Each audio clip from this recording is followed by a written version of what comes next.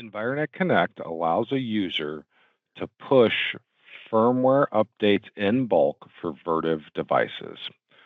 In order to do that, if we're on the home page, we will select Equipment, and this will go to our Devices menu.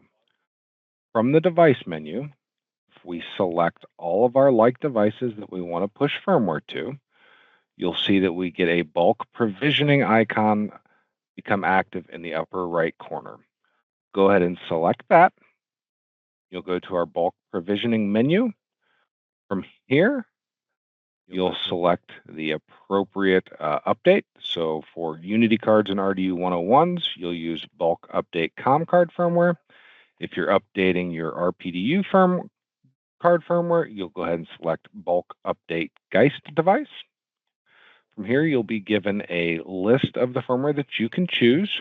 Vertiv does maintain a repository of all the latest firmware.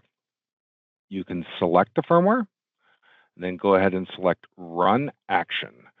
That will go through and that will push the firmware to all of the devices that you have selected.